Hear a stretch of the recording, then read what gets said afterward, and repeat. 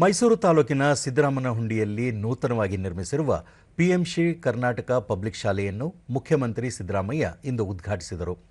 ಈ ವೇಳೆ ಸಚಿವ ಕೆ. ವೆಂಕಟೇಶ್, ಶಿಕ್ಷಣ ಇಲಾಖೆಯ ಅಧಿಕಾರಿಗಳು ಸೇರಿದಂತೆ ಹಲವರು ಉಪಸ್ಥಿತರಿದ್ದರು.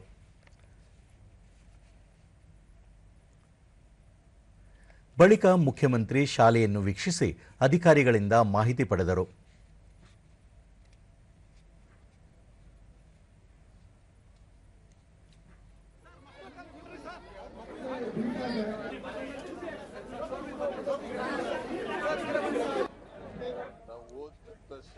ನಂತರ ಮುಖ್ಯಮಂತ್ರಿ ಸಿದ್ದರಾಮಯ್ಯ ತಾವು 7ನೇ ತರಗತಿಯವರೆಗೆ ಓದಿದ ಶಾಲೆಯನ್ನು ಪ್ರಾಥಮಿಕ ಶಿಕ್ಷಣ ಇಲಾಖೆ ಮತ್ತು ಕೆಂಪೇಗೌಡ ಅಂತಾರಾಷ್ಟ್ರೀಯ ವಿಮಾನ ನಿಲ್ದಾಣ ಪ್ರಾಧಿಕಾರದ ಸಹಯೋಗದೊಂದಿಗೆ ನೂತನ ಕಟ್ಟಡ ನಿರ್ಮಿಸಲಾಗಿದೆ ಎಂದರು. ಸಾಹಿತಿ ಭಾನು ಮುಷ್ತಾಕ್ ಅವರಿಗೆ ಬುಕರ್ ಪ್ರಶಸ್ತಿ ದೊರೆತಿರುವ ಕಾರಣ ಅವರಿಗೆ ಗೌರವ ನೀಡುವ ಉದ್ದೇಶದಿಂದ ದಸರಾ ಉದ್ಘಾಟಕರಾಗಿ ಆಹ್ವಾನಿಸಲಾಗಿದೆ. ಈ ವಿಷಯದಲ್ಲಿ ಪ್ರತಿಪಕ್ಷಗಳಿಂದ ರಾಜಕೀಯ ಮಾಡುವುದು ಸರಿಯಲ್ಲ ಎಂದು ತಿಳಿಸಿದರು. ಹೊಸ ಕಟ್ಟಡ ಕಟ್ಟಿದ್ದಾರೆ.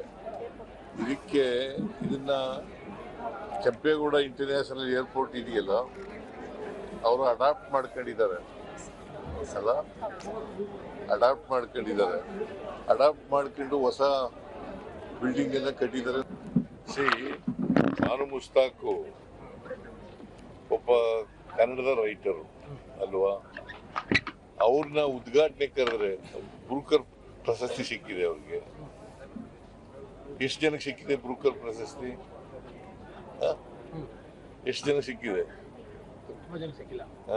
ಮತ್ತೆ ಅದು ಗೌರವ ಸಿಗ್ಬೇಕಲ್ಲ, ಅವ್ರಿಗೊಂದು ಗೌರವ ಕೊಡ್ಲಿಕ್ಕೋಸ್ಕರ ಅವ್ರನ್ನ ದಸರಾ ಉದ್ಘಾಟನೆ ಮಾಡಿಸ್ತಾರೆ.